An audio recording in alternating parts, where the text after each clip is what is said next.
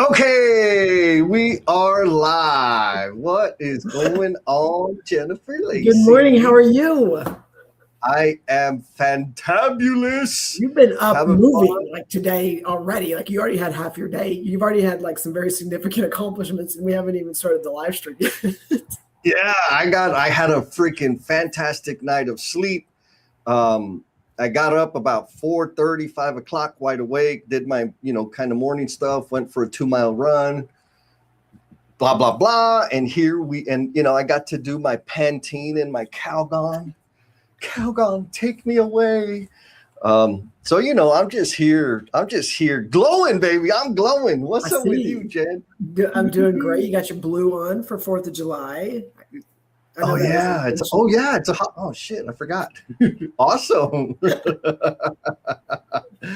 um, so we're gonna talk about this thing, right? What is Oh, that? yes, this topic is so one. I posted on something on it in the last week or two, just because there's been significant shifts in my brain space, but also in my just world. And so you and I were talking about some of the things, and just man, this like hit me, and it was about. I mean, I'm living in this space of fulfillment, but it didn't just like I'm doing all the right things, and then bam, like fulfillment hit me. Like I've Mm, really, and because you've been a part of it over the last couple years, been super intentional on choices I'm making and things I'm doing and things I'm not doing to to help me feel better or to do. I guess a better way to say it is working towards something that's important to me. And mm. I'm like happier, and I'm enjoying life, and I'm like things are opening up in front of me, and I'm like, whoa, like I'm making these choices and these things are happening. Oh, it's not just like sit back and wait for things to happen.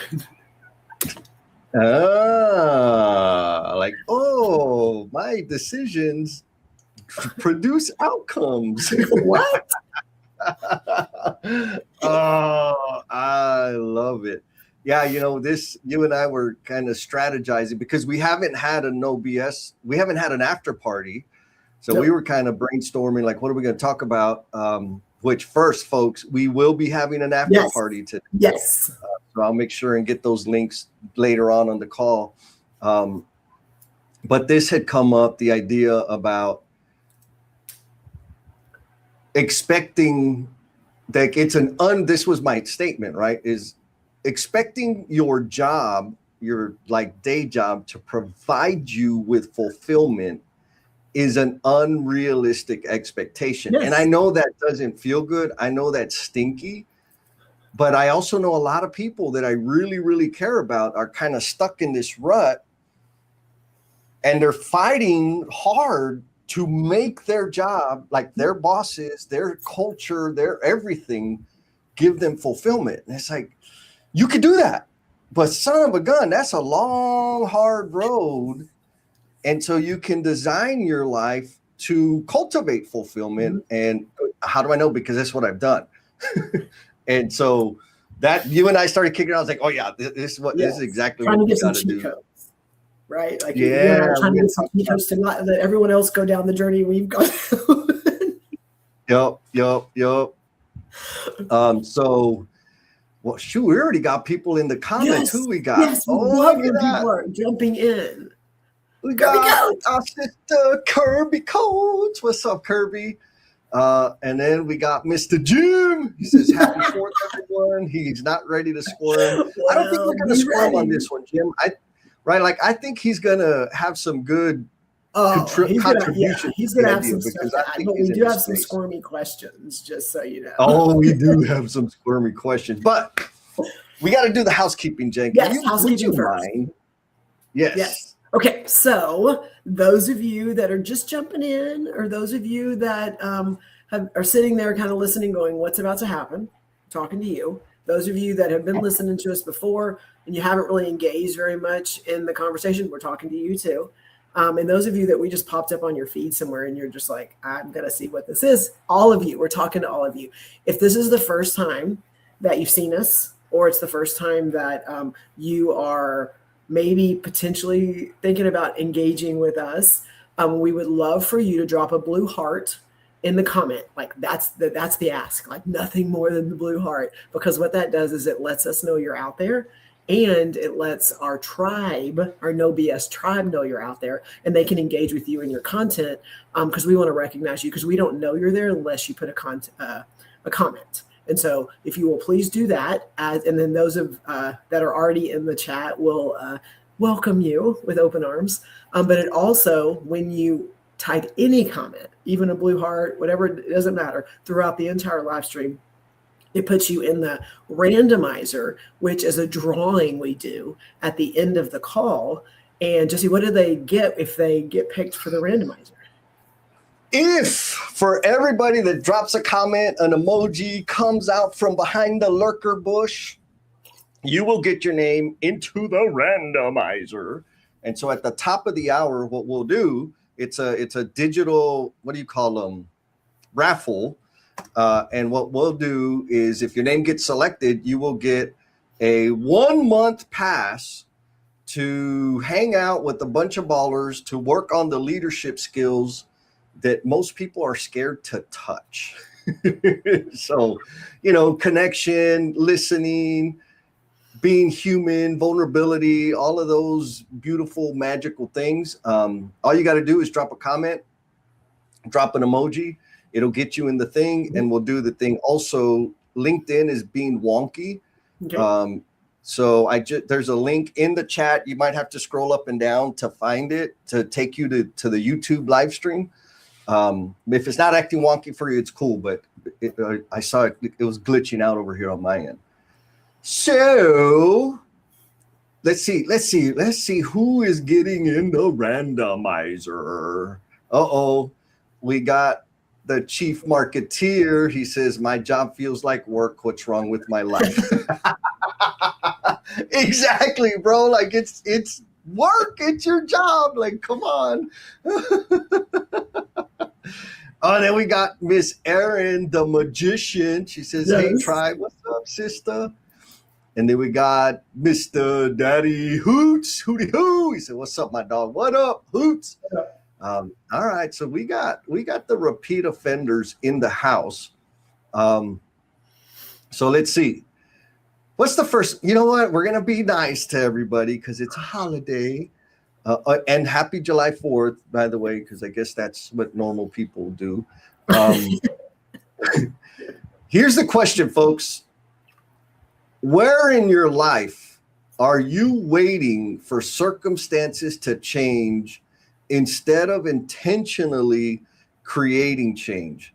Jan, this is a really complex question. It's light, but there's some complexity to it. There's complexity to it. And again, it was one that I was 50-50 on. Jesse, is this like, come on, we're throwing him a softball, like early in the show, we're giving him like a, okay, where do you want to change? But also, I think where Jesse's saying it's a little complex is you may not know. You may, like, you're struggling or you're somewhere and you're just like, this isn't working, or I'm not happy, or I'm, things are happening. I'm getting frustrated. And you don't really know this is the thing. These are the things I'm doing that are either pulling me away from something better, or you're just living life. You're like status quo. You're doing the things that you're supposed to do, and you're just not happy. And when we call it, you just don't have joy. You don't love what you're doing. You don't get up on Monday morning and be like, I'm about to tackle this week. Like, if that's not where you are, we're challenging you. What are those areas? And it can be vague if you're not sure. My work, my family, my extracurricular activities. We're not judging here. What are those things? Where in your life are you waiting for things to change? And we have a lot of those. And some of them, Jesse, and I know you can speak to this, waiting for circumstances to change instead of intentionally creating them. Some of them could be, choices you're making when it comes to things that we struggle with in construction. Like there's addiction, and there's divorce, and there's cardiovascular disease, and there's suicide. There's a lot of even those type of things that choices we make contribute to those. Oh, 100%. I got an example of that, like a simple silly, but like for real. But before I give that example, Yes. looky, Good morning, looky, Lance. Lance, what's up, baby? Yes, being uncomfortable is good, actually. And I'm gonna say, like, that's the medicine. Like, start getting uncomfortable. Let go of your step away a little bit from your comfort and convenience, because it is likely that it is your comfort, your need, your want for comfort and convenience that is keeping you stuck. Yes. It was for me. So now, in terms of like, what am I waiting for circumstances instead of intentionally creating change?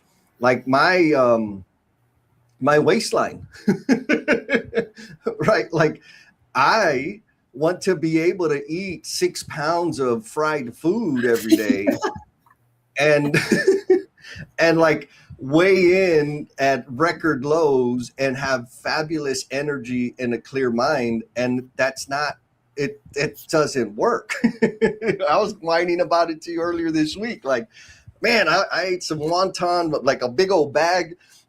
I ordered, it was like supposed to be 6 wonton. They just filled it up. I guess I ordered late, right? So they just like, and I was like, hallelujah, I'm eating all. It's a sign, right? And so I ate all of those, and I had the big old bowl, like just a lot of fried rice and fried chicken, la la la. And so I'm frustrated. I really am frustrated on how much effort and energy it's taking me to, like, first, not gain weight, second, lose weight and build muscle. Like, it is not as easy as it used to be 10, 20, 30 years ago, right? It takes a lot of focus now. But my current body composition is a direct result of my decisions. And so I have to make, like, stepping on the scale every day doesn't make me lose weight. I got to make different decisions. And I think, like, that's a small micro example of like this bigger idea that we're talking about. Like, if you're feeling stuck in your life and things haven't changed and you're feeling underappreciated and undervalued, underutilized, all of the things, I feel you. And if you're just waiting for it to, like, somebody to come and like magically wave a wand, you're gonna be waiting, and you're gonna be waiting quite a bit. There's no bippity boppity boo like thing. No. There is no bippity boppity boop. So now that we broke the ice, Jen, what do you say we go a little deeper? I think, well, that's my, I do want to answer the question though, just from my perspective, because a lot of my examples are going to come back to this area that it's not, I wouldn't say currently there's no effort happening there. Like, I think I identified the area and I've just been making strides to do better in it. And it is, will you bring the question back up one more time, just so it makes So where in your life are you waiting for something to change instead of intentionally creating change? So for me, and you know, this was my relationship with my daughters. And it was a lot of my job is to help prepare them for adulthood and to teach them the things. Also living in a different era now than I lived growing up. And trying to pull some things that my dad taught me and things that I think are very important and have shaped me, but also living in the age we're living in. And I'm not my dad, and what my dad had and didn't have versus what I have and don't have. And so not going so far extreme, but being able to teach them and help them learn, but also enjoy the time I have with them and help them enjoy life and be able to I guess enjoy things that I've worked hard for. And like that makes sense to do those things, but it's been an effort for me to be intentional about it and not, that's too much, or we can't do that, or are you going to throw that away? Like, just all the things that have taken away from the experiences that we can have. That is my example, because almost everything else I talk about today is going to come back to that. Yeah. Well, and I love it, because I know how hard it is, but sometimes, and I think in your case, this is exactly the thing, like, the conditions that shaped us are no longer the same but our behaviors and way to navigate those early formative conditions doesn't shift, and then it starts betraying us. Yes. Right? Like your situation was, okay, I needed, like, these things happen, so I function this way so I can have some security, stability, etc. And now, like, you got all the security and stability in the world, but your behavior is such that it seems like it's absent, which then robs you of the joy that you talked about earlier. Yes. And so all of that, yes, right? Like it's a lot. It's a lot. So we're gonna get into it. Let's see. Yes. We have an enabler here, and I love it. Steve Martin says 6 pounds of tacos for breakfast. Being uncomfortable is good. Agreed. I'm gonna go get me some about 2 pounds of barbacoa and half a dozen avocados. Oh. And that's going to be breakfast. How about that? And some really good tortillas. You put all that together and you're like, I mean, I have the rest of the day to work this off. That's how I just. Yes. And then I'll just sleep on the scale. Maybe I'll lose weight. We'll see. Okay. So I want to challenge them because I'm seeing who's in the chat. And before we move on, so again, I want to do the next question, but we just ask you, where in your life are you needing to be more intentional? And nobody answered, but we know some of the people that are in the chat are in some situations to where they're making decisions and they're doing things differently and they're trying to figure out what's next. So you don't have to be super detailed, but where in your life are you maybe a little comfortable or you're trying to figure things out and you're not making intentional choices. So again, you can be vague to answer the question. Yeah. Hopefully it's just like, oof, I didn't want to look at that today. Too bad you're looking at it. But yes, to think about it, drop your answer in the chat. So let's go next level. Where are you telling yourself you are stuck when in reality you're avoiding a difficult decision? What do you think, Chet? Oh, wait. We got an answer. Come on. From Hoots, Daddy Hoots says, I need to be more intentional about my life. I'm way too comfortable at work right now. It's time, sister. I hear you. Okay. Yes. You know, like the whole job thing, it's serious. Oh, here's another one. Retirement. And you've been talking about that. Yes, you've been talking about that for a long time. I'm not saying that you need to. Like, I love having access to you, but yes, you've done a lot, my man. But anyways, back like the job, there's back to the point of comfort and convenience, right? Like, what does a stable job provide? Comfort and convenience. What do I have to sacrifice to keep a stable job? That could be not much, or it could be a lot. If you're a psychopath like me, having a real job is massive sacrifice because I got to behave. I got to wear pants. I got to watch what I say. I got to there's things that I would have to do. I would have to stop tinkering around on all my little side projects and crazy ideas so that I could focus and deliver on my commitment to that job. And so we do have to be intentional about it and make the decision. And especially when it comes to like our livelihood, there's a lot at risk, right? It's not a small decision. Mr. Lance says, same Hoots. I spent my whole life trying to get comfortable. It isn't what I expected. Oh man, we're gonna get it. I knew it. Oh, look. And Adam points out, you know what? There's two things I absolutely hate about having a real job. One is filling out timesheets. I think it's the stupidest thing in the world. Two is expense reports. Like, I knew that. If there's any recruiters out there that, you think I might be a good candidate for you, if I got to do timesheets, don't even call me. And then there's obligation, right? Obligation can help us stay stuck. I'm stuck trying to finish a project when in reality, I just need to move on and be a bit uncomfortable again, right? So the obligation of like, I'm going to finish the project.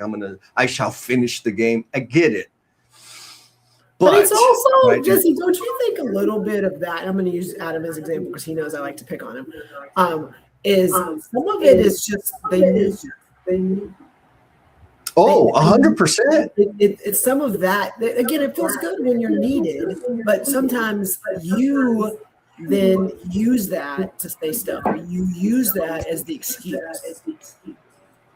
We make ourselves a martyr. They need me. I'm not like I say, I do everything that I do, things that I've said in the past. I do this for you. This was my message to my ex-wives. So we could get all the things that you want to get.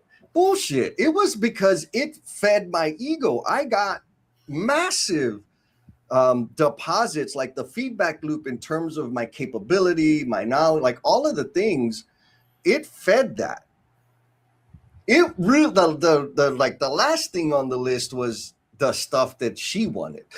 But it was my rationale. Like it was me rationalizing this thing that I had an unhealthy relationship with. Like, I'm doing it for you. We make ourselves a martyr. And if you're not, like, I'm not saying everybody does that, but really look deep. Like, is it really that, right? Like, is it really that? And more importantly, is it in the way, is it blocking and robbing you of joy and fulfillment, which we're going to get to fulfillment here by the end of the show.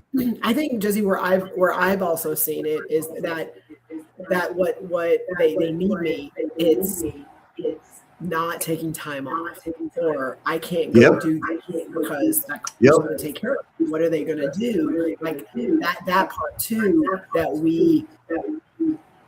it's that almost that what is it, leadership and self, the part deception. where they convince yourself that of what your role is and what you're doing and how much they've created. They. Yeah. And the infamous they. Yeah. And then in reality, it's us creating comfort and security. Yep. So I'm going to start with I'm just going to go at the fulfillment thing. Okay. I was not actively seeking fulfillment. And so maybe like that's kind of the one nugget or seed I want to plant in people's heads is start seeking fulfillment. Start sussing out, figure out what is it that makes you feel fulfilled. Synonym of that would be joy, I guess. Mm-hmm. I was not in search of fulfillment. Right? Like I was out there way back in the day. I bought into the popular idea of like, get a job, make a lot of money, get promotions, buy shiny shit, go on vacations.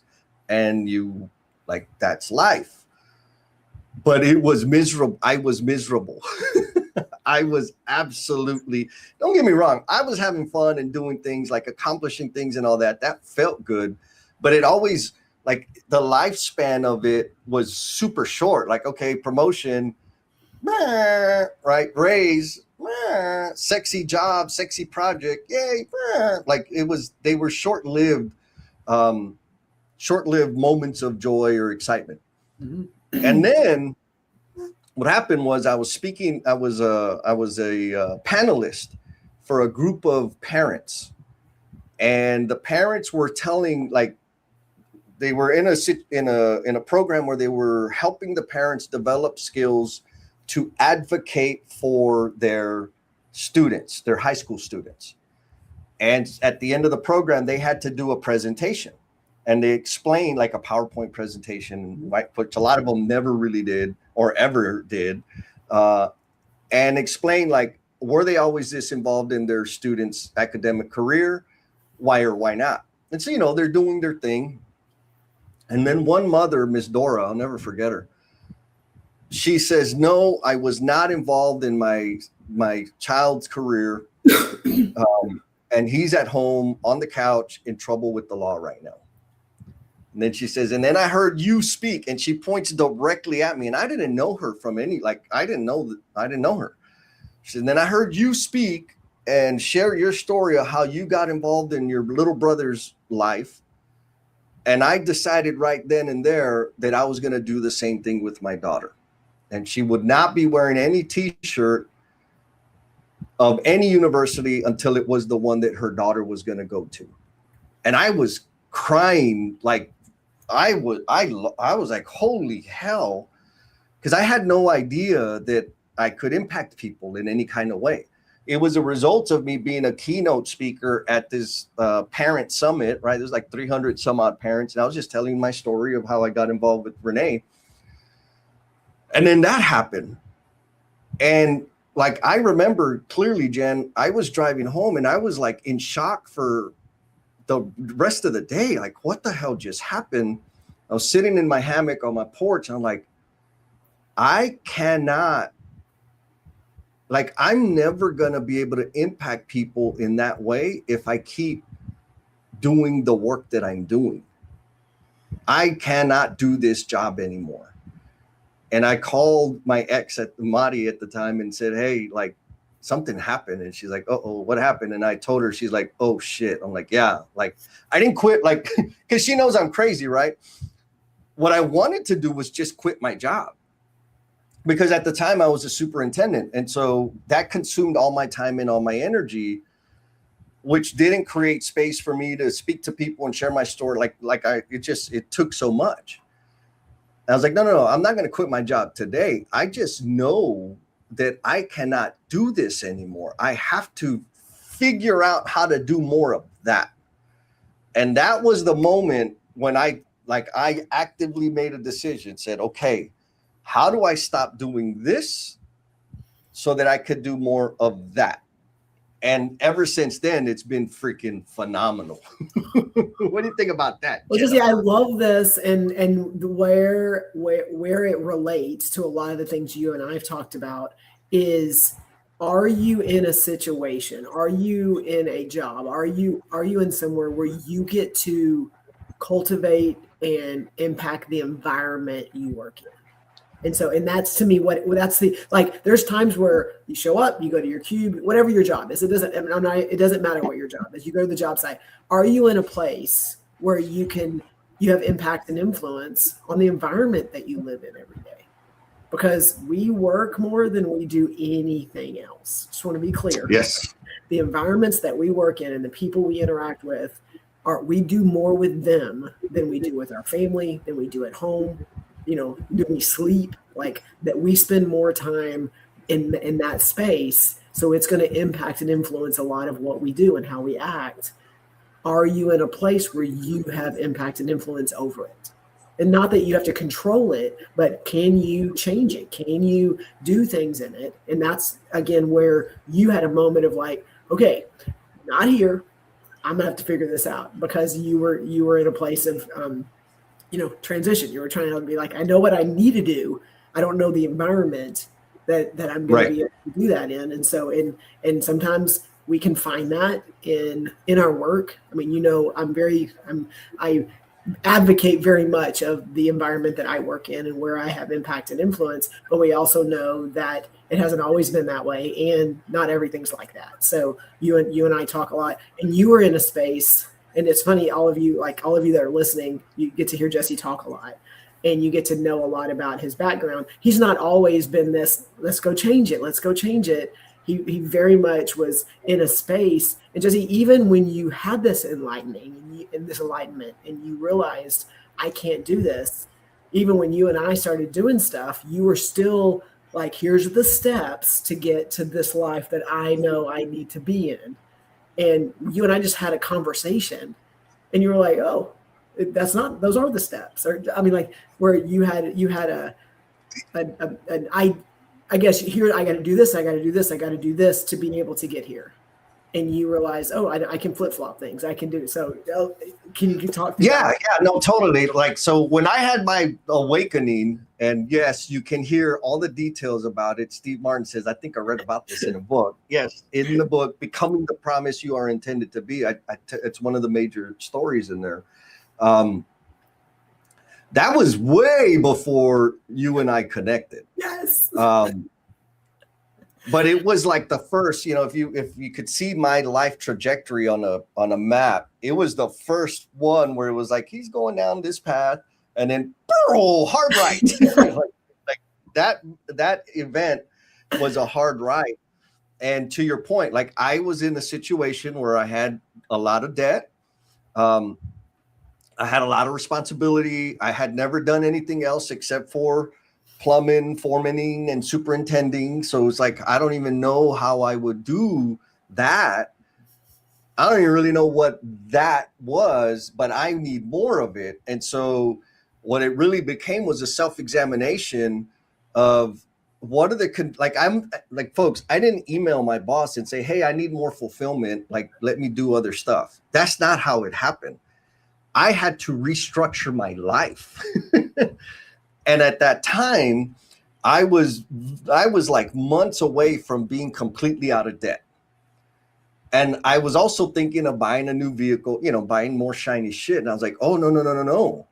I need to I'm not buying nothing, because it's the debt that was requiring me to do the job that I was doing. So my, simple math was like, well, if I don't have any debt, I have more freedom to choose to figure out and do something else, or more accurately, I won't have to do this job anymore. Right. And so, Erin here, it's similar. I think this is where Erin is right now. Right. She says, I feel like I stumbled onto fulfillment and am now starting to implement changes for my professional life, but need to stay more consistent to build the momentum. Well, yes. I have a comment, but I want you to finish your story, and then I have a comment. Okay. About that. So yeah, we'll come back to that, because this is exactly what I'm talking about, right? Like, yes, you find it and it's like, oh shit, now what do I got to do? And so I started making decisions, blah, blah, blah. I got on the path and it was amazing, but it was still a progressive thing that's taken 20 years, right? Like I'm where I'm at now, not because I started yesterday, it's because I started 20 years ago, whatever it was. And so like the example that you gave earlier, like, along that path, I ended up getting offers, got another job. And I became super clear, which was 6-7 years ago now, maybe, during COVID, that I needed to start my business. Like I want to spend more time doing the things that bring me fulfillment. And it's not okay for me to expect the company to fund my dreams. So I could be there, be frustrated, and let it take longer, or I could just start my own business and do it the way I want to do it as fast as I can, right? That was my rationale. My plan was, okay, before I quit like my real job, I need to build a house, renovate the house I was in, because I have a lot, and then buy a house. And once I accomplish, get those 3 things done, then I can start, and I can quit my job and start my business. That was the plan. The way things started shaking out, it was like, man, I'm turning down work, like people that were asking for services, and I wasn't even like marketing that at all. And the job I was at was like, it's time to leave, or I'm going to be in a kind of miserable button pushy type situation for a little bit because of other things. And you and I were talking, and you're like, well, does it have to be in that order? Like, build the house, renovate, then buy the new house. I'm like, what do you mean? And you're like, well, couldn't you just buy a house faster? I was like, oh shit. Yes. And I had never considered it, right? Because it was the plan, and I can get that way about plans. And so yeah, you're right. And then I think within a couple months I bought a house, quit the job, and here we are. So I think for me, the main point there is the sequencing, like it's a progressive thing. Designing your life for fulfillment doesn't happen overnight. And sometimes your plans could use a little outside perspective. That's what I'm saying. Okay. So that great segue without any prep. So I want to go back also to Aaron's comment. Yes. Because I want to take like 2 or 3 steps back into Jesse's conversation and Aaron's comment, and also like how do I tie into all of this? Is Jesse, when we are looking or trying to find fulfillment, whatever, I am going to go out on a limb because it's what worked for me.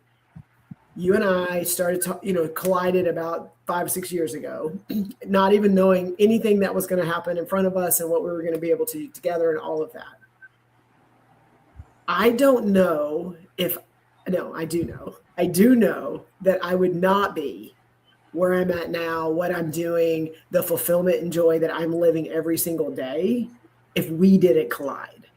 It may look different. It may feel different. It may be something else, but it wouldn't be this.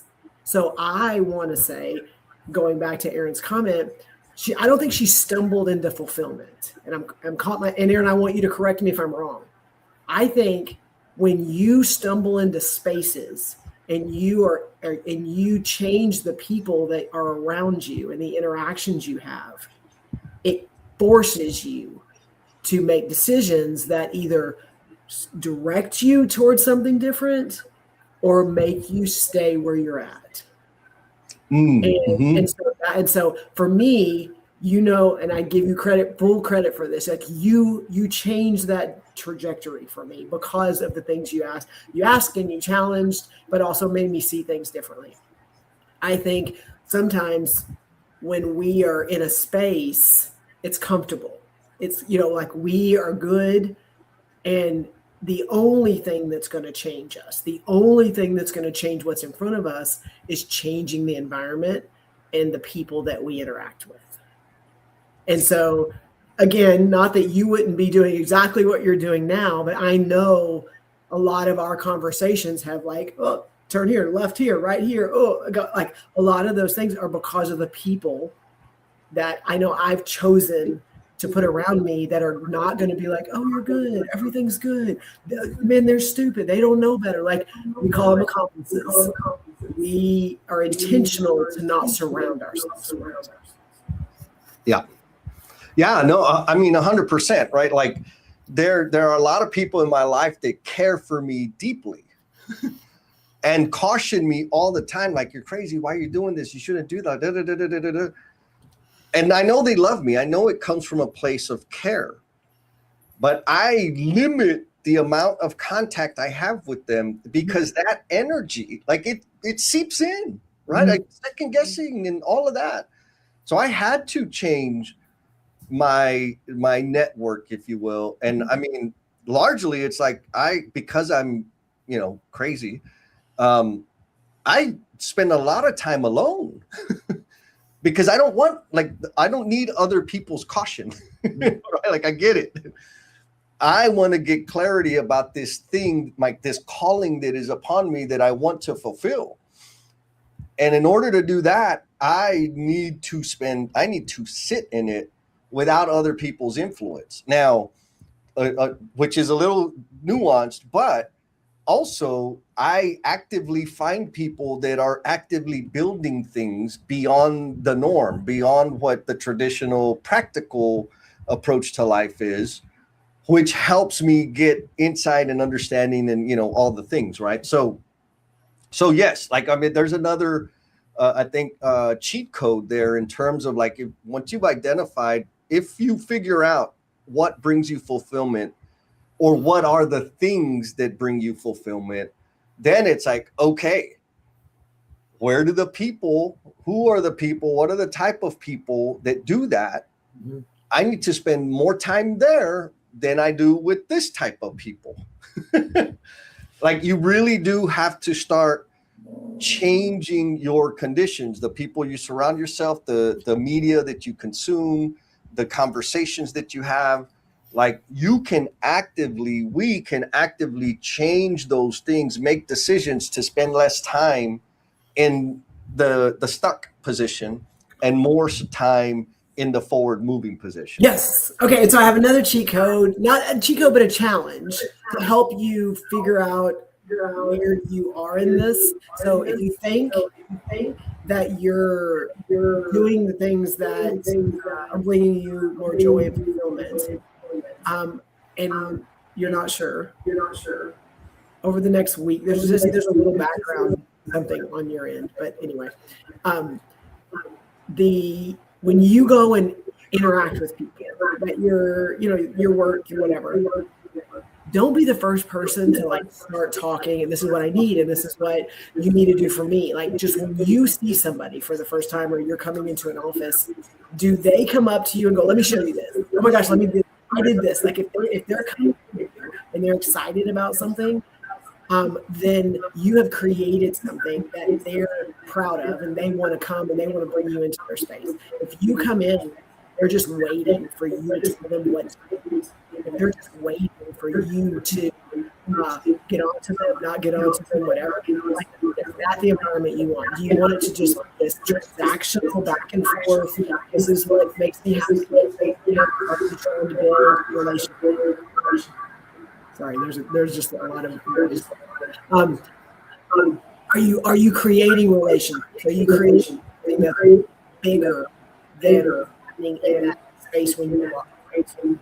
And so I challenge you just to kind of just take note of those things, because that's better. Thank you, Jesse. I don't know what you did, but it's better.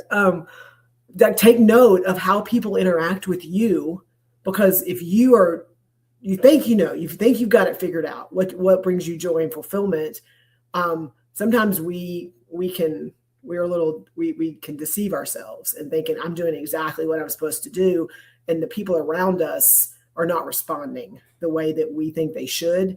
That usually means that you're still figuring it out. Yes, and here's like what I believe to be true is the reason your current circle is responding in that way that's like less than supportive is because what they're experiencing is a loss. They are losing. They see and anticipate that they're going to lose the value that they've gotten from you historically, right? Mm-hmm. Like, you're not saying I'm not going to be there for you anymore, but that's what they're seeing. Like, wait a minute, this person is growing. This person is changing. That was mine. Why are you taking that away from me? And it's a natural, we all have it, right? It's a natural response, which is another reason that you need to be ready. Here's another stinky truth. As you go down this path, you need to be ready to lose people. Yes. People are going to detach. You're going to lose people. Yes. And you're not just going to be like, okay, see you later. They're just going to be, they're going to fight it because of what value you bring, but also like you are making them feel and think things that they are not in a space that they want to deal with. Yeah. You're going to challenge it. And the way I choose to see it is you're reflecting to them, I'm reflecting to them what is possible. Yes. And so there's some conviction that they're experiencing of like, that damn son of a bitch is doing it and I'm not. And that doesn't feel good. I'm getting left behind because by choice.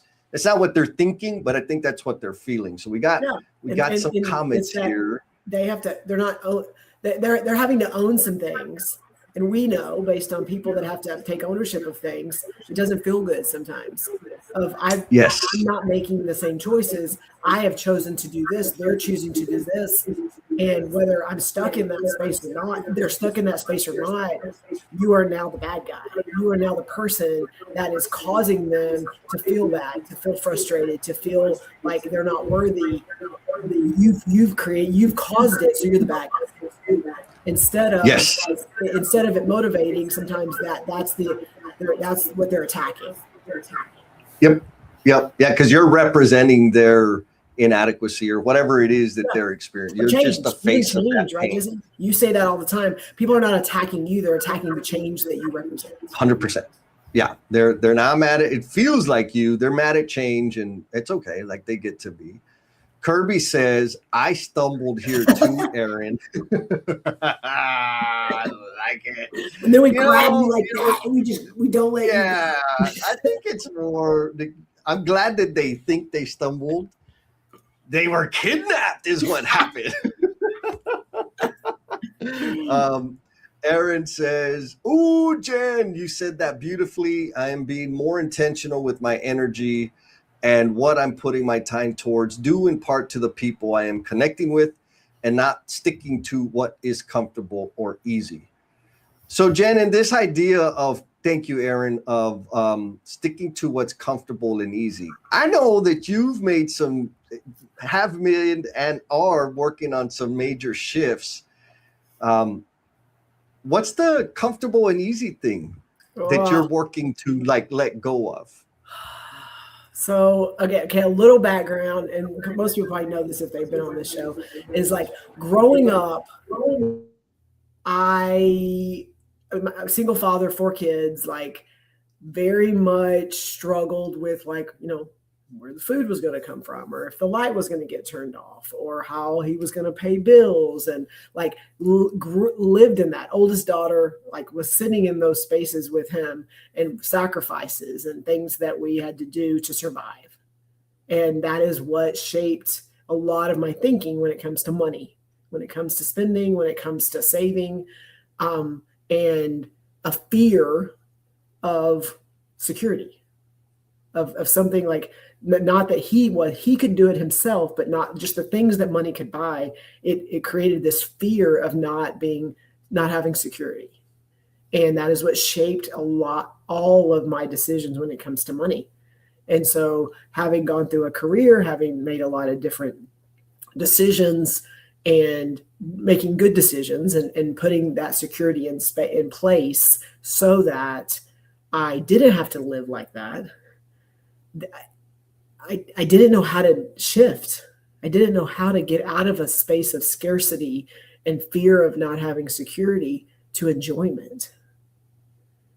And so for the longest time, I just kept making the decisions to put all the security around me and to make sure I was okay and I could make good financial decisions.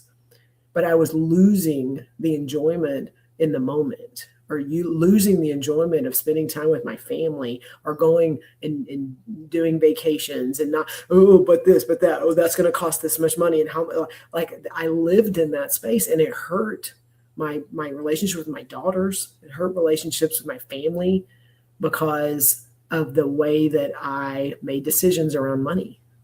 And it was not like, it wasn't, I was trying to make them feel bad. It was the logical part of my brain that was living in that space and not leaning into the enjoyment, the joy, the fulfillment of like, I've earned this. I have worked hard to be able to allow us to do these things.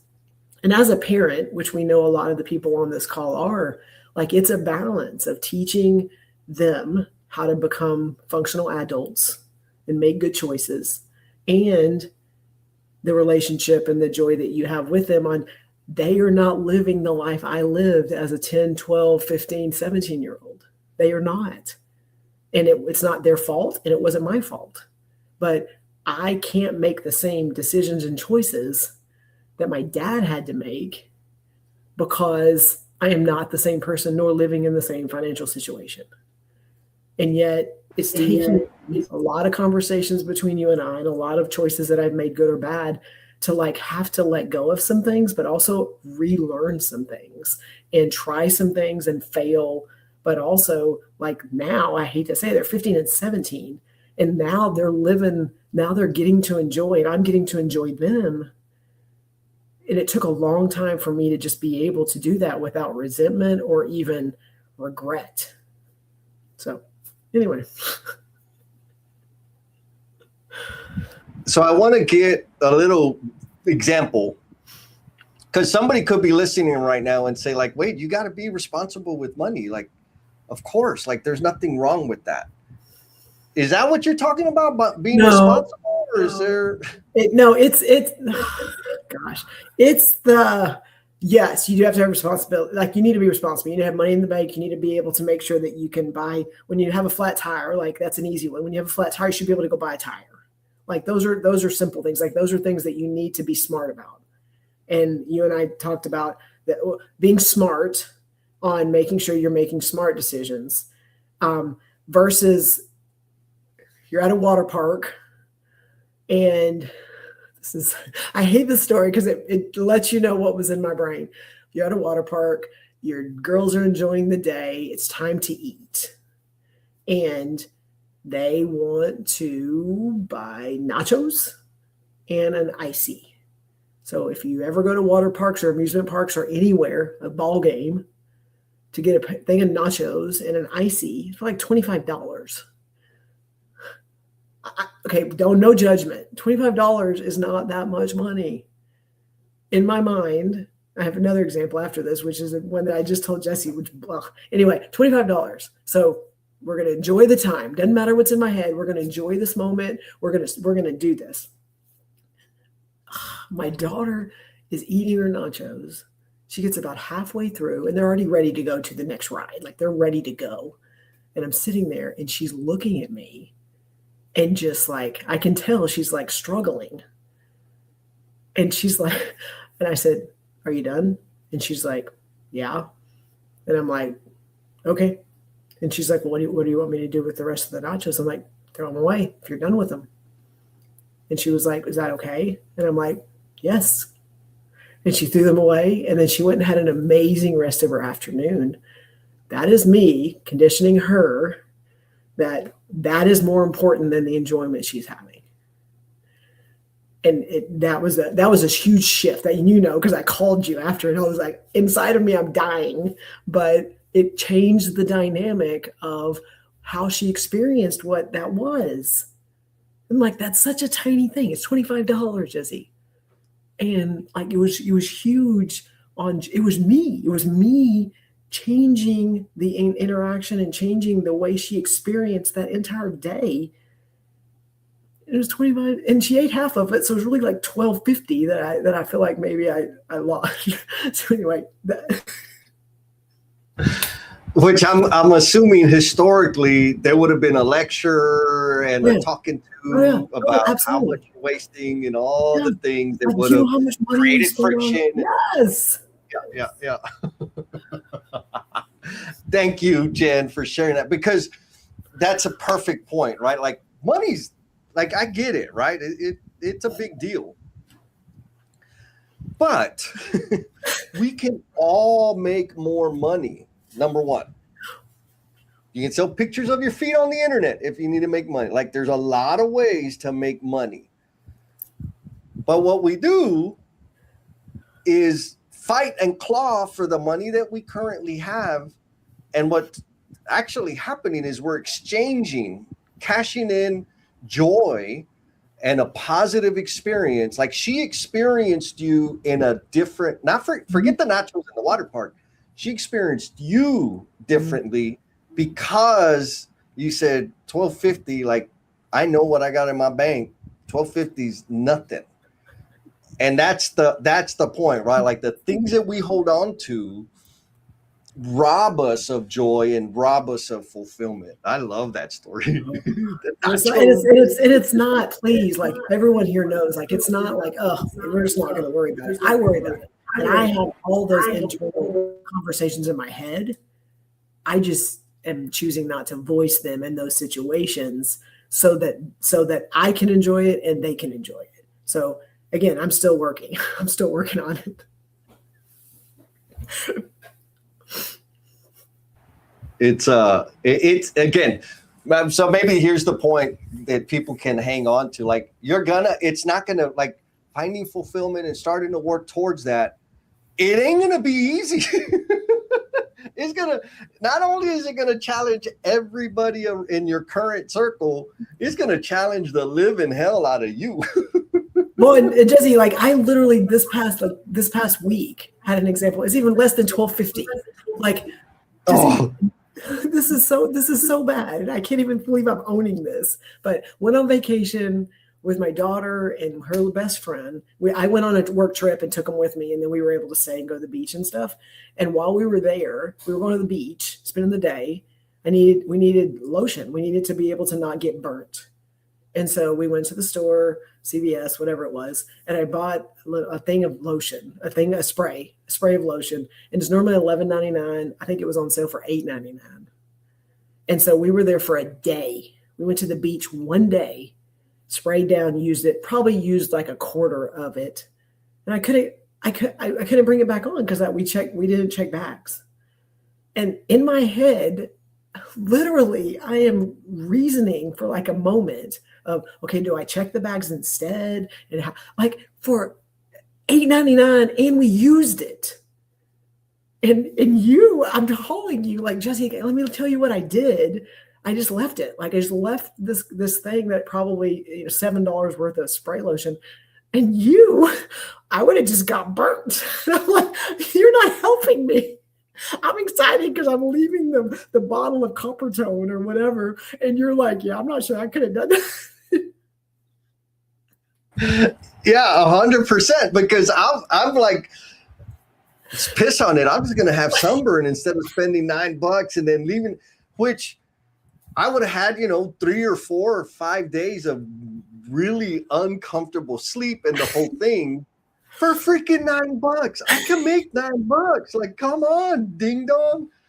Point being, like, it's a natural thing that we have that I think everybody wrestles with, and it's okay, but we can work past it, right? Yes, Steve says the fulfillment paradox. You need to roll the dice until you find fulfillment. I think yes. Intentionally try storming in that way is a journey toward your purpose, your unique superpower that brings fulfillment. So is it chance or intentionality? Yeah, I mean, yes, right? Like, yes. In terms of, is it chance? For me, I think it's more, it's the not chance part is me letting go of the traditional thinking that let me enter a space that helped me discover it. Right. So me being involved, going to that thing to be a panelist, everybody in my circle, even my boss was like, why in the hell are you doing that? Like, you could do it, like whatever, but why are you doing that? You're not even a parent. Like there was a lot of reasons, like, why would I be there? I'm not getting paid for it. Like there was a lot. So I decided to go against the norm, right? Let's just keep them, since we're on this money thing, $8.99 of sunburn. I wasn't getting paid for that. Like, it's not my job. And there was no long-term plan. Like, it was kind of an anomaly. And so I decided, this is the not chance part, I decided to do something that was not on the traditional path, that was not within the practical decision-making frameworks that I had and the people I had around me. The chance part is the touching somebody else's life, right? Like I went and I did, the thing that preceded that was I went and did a keynote. And for me, it was amazing because I was center stage in front of 300 people. Like I was going to get attention. Shit, yeah, I'm going to do that. Of course, that makes sense for me. The chance part was that I touched somebody's life. Mm-hmm. So I think the thing is give yourself permission, right, to explore the things that you're interested in. I think the other thing is in terms of, like, that's the chance part. Give yourself permission. The not chance part is stop freaking scheduling your life to the nth degree, because it's within the open space that chance can come in. Yes. Right? You know how I travel. I'm going to go to this place and I'm going to be there for 3 or 4 days and I'm going to do 1 or 2 things. I don't have an agenda outside of those 2 things, which creates space for really and actually Adam just shared a story of this. He was wherever and I think it was his birthday or something. And he decided to follow a little kind of curiosity, follow the muse, and then he was taking pictures with eagles and like really cool stuff. And so I think it's more like if we create space, leave some empty blank space so that chance or luck can fit in, can be a part of your experience. So, What do you Jesse, I think, want to Jen? add again, my take on Steve's comment, and then I know we're about to do the randomizer. So if you're out there listening and you have not commented, put a blue heart, tell us where you're coming from, just put it in the chat so that you can be in the randomizer while I'm telling the story. Is the way that I take Steve Martin's comment is I agree. When you and I collided, I did not know my path. I didn't know what I didn't know we would be where we are today, doing what we're doing, wrote a book, live streamed for 4+ years, all the things that I've been able to impact in this industry. I had no idea. So in my mind, I couldn't have said, I'm going to open myself up to fulfillment to accomplish this goal. I would have not been able to articulate that. So the way I take his chooser, like, what's the next right thing?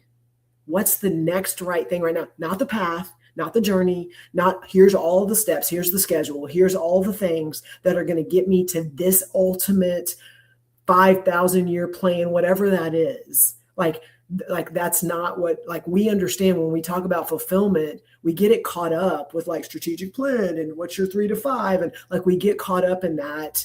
And that's not what we're talking about right now. And I would agree. You cannot define what fulfillment will be for you next year, Jesse. You can have a purpose and a passion, and that's good. That's going to help guide you to something that maybe you can't even talk about right now.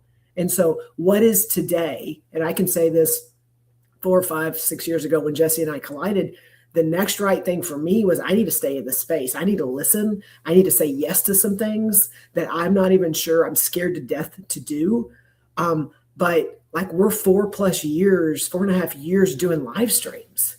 Do you know, I mean, if nothing else, Jesse, what the live streams have been able to help me do is public speaking and keynotes and even internal trainings, like things that I'm able to do now with confidence. About to drop a podcast today that's going to be on all the different channels that I did share a link with you early, but it's one that when I got that podcast and I got it and got to listen to it, like, all the results of everything we've worked for over the last 4 or 5 years, I felt like I saw all of it in this podcast of just the way that I'm presenting and talking. Like, I couldn't have even predicted any of that. So, yeah. I love that. And the way I think about that is I just got to get out of my own way. mm-hmm. I just got to take my foot off the brakes. And that's when the amazing things happen, provided I am on the path of seeking fulfillment. The way I get fulfillment is by serving others, right? And I know it's loose and generic, but sharing my gifts and talents and service to others gives me fulfillment. That was it. Like, when I first had the slap in the face, I didn't know what the hell it was. I really thought, like, I need to be a professional speaker so that I can have this feeling. Like, that's exactly what I thought I needed to do. What I discovered was like, no. I need to share my story, my experience, my gifts and talents in service to other people. That's the fulfillment. It wasn't the speaking. Now, do I enjoy speaking? Yes. Yeah. Does it feed my ego? Shit, yes. Does that bring me fulfillment? No. No. I love it, but it doesn't bring me fulfillment. The way helping other people and seeing people grow and make shifts in their life that help them have more fun at work and at home, that brings me fulfillment. Yes. And Maria, we're gonna do the randomizer here. Miss Maria, she says, there is only ever the next right thing. I 100% agree with a little Jesseism. It's the next rightest thing. And the reason for me that's important is the right thing indicates that there is wrong and there is only one option. The next rightest thing is like, it's close enough to make a decision and take an action. But I don't like that's a Jesse thing. Because I obsess about dumb stuff. And then Daddy Hoot says the next brightest step. Oh, interesting. You got us that book, The Boy. Oh yeah, the book, The Boy, the Mole, the Fox, and the Horse by Charlie Mackesy. Still one of my fave. Oh my goodness! And then we got our sister, Miss Sarah. She's coming in late. She's at the cabin, which folks is not a cabin. It's more like a castle. It's freaking amazing out there. Glad you're here, Miss Sarah. I'm glad you're at the cabin enjoying yourself. So it is randomizer time. Yes. Let me do the button pushing. Share screen. La la la. The giveaway tool. Did we only get to 2 questions?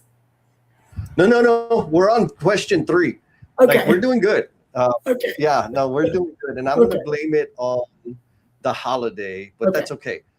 So let's see who's going to win. Oh, look at all those beautiful, handsome faces. Who's gonna win? Ooh, ooh. Aaron. Well, Aaron is already, Miss Aaron, you're already a victim of the emotional bungee jumpers and the cultivation crew. So you, my sister, get to invite a friend. You could take your prize and pass it on to somebody else. We'll connect afterwards so we can figure out who you want to torture along with the rest of the folks and everybody, just so you know, that emotional bungee. Jen, how long have you been an emotional bungee jumper? 1, 2, 3, 3.5 years, or 2.5 years, 3.5 years. Yeah. Yes. Yeah. How much has the format of that call changed? We've tweaked it. I mean, we continue to tweak little things, but I'm going to tell you the overarching premise of it is it's exactly the same. And I learn every time I'm on there. Like, it's monthly. Yeah. So we've been doing this for 3.5, I don't know, probably 3.5 plus years. I don't even know, but every time I'm on it, I'm learning. It's a skill. We're learning skills to be leaders. We're learning skills to interact with people. We're learning skills to grow in whatever space that we're trying to grow in. And every time, even if I'm not in the middle of the exercise, I'm learning things that I can take and apply in my everyday life.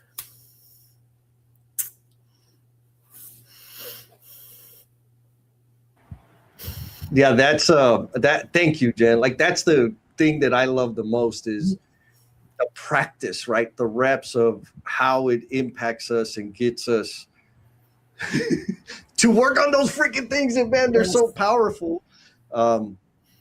We get visitors all the time, so that's super exciting. All right, so back to the questions, because I need to start dropping the link for the after party. Actually, no, you were right, Jen. We've been talking about the answer to this question, but we hadn't presented the question to the tribe. Is what are you holding on to that is costing you more fulfillment than it is providing security? We're talking about money, right? And so that's the question to the tribe. Like, there are things, like, for real, hard ass inventory. What are you holding on to that is costing you fulfillment? Jen painted a beautiful picture, right, of those things, those weird little tic-tacky things that get in the way of our fulfillment. And you know, like, for real, if you never thought about this question, expect for it to take a long time to keep thinking about it, right? Erin has a beautiful comment here. She says, understanding what brings you good energy and recharges you versus drains you completely helps you define, right? Okay, yes, I think that's my example. So I think that is what she just said, and this is kind of where this conversation came, and I'll let you drop stuff while I dig into this just really quick. Yes, please. So I did a post probably a week ago, maybe it was a week ago, but I think it was last weekend. And it was, this is what my last week and a half has looked like. Maybe it was a week. I don't remember, but it was, I have been to 4 states, traveling with my family, by myself, had work obligations, just did all kinds of stuff. Also did some internal work stuff while I was on, like, a lot of things that should have completely exhausted me. I mean, it was different I mean, it was all over within a week, I think it was. And I felt the most full of exactly doing what I'm supposed to do. And it was that moment of it completely exhausts me and I am ready for what's next. That is fulfillment. And it was like a moment that I'm still struggling with the dang can of sunscreen. That doesn't mean I've got it all figured out, and that those things are not still going to be in my head. But one of the things for me, don't tell anybody this, but no one can hear my inner thoughts. So I can be struggling with the nachos going in the trash. I can be struggling with a can of Coppertone that's still sitting at the hotel or somebody threw it away. I can still be okay. I can struggle with those in the moment. And then whatever comes out of my mouth and how I interact with the people around me will impact and influence what's next. And right now, I have a 15 and 17-year-old that I know not long they're not going to be in my house, and I don't get to control when they show up and when they don't. That is my focus. That is my purpose of trying to help make sure that I am in a space to where they want to hang out with me. They want to do more things with me. I can still teach them. And so they can't hear what's in my head. Am I creating the best environment, the best experience that they can then take from it and feel good about it? No, Jen, as you were talking, this is what came to mind. And folks, the links to the after party are in the chat. So if you want to continue this conversation, give us feedback or contribute to what the next conversation is going to be, because typically that's where we get the idea for our next live stream is from the after party. But what was coming through, Jen, while you were talking about it is, for me, and maybe you can answer, and maybe it's more of a question. Like when I started down this path of like seeking fulfillment and like mining, right? Like digging around, chipping, like, oh, I like that. I'll do more of that. Life started feeling lighter. Yes. Right? Yes. The things that were big and heavy were not so big and heavy anymore. Mm-hmm. And I was making them heavy. I was literally making them heavy. Yes. Yes. So you agree that? Yes. Yeah. All the things that frustrated me the most, I was causing the frustration. Yeah. Yeah. So, I mean, China, because it's hard, right? Like, I wish I could give people a map or a recipe or a freaking downloadable template, because people like those things, on how to find fulfillment. There's Ikigai and all these other freaking things. It's like, yeah, that sounds great, but how do you do it? I don't necessarily know how to do it, except I know what it feels like.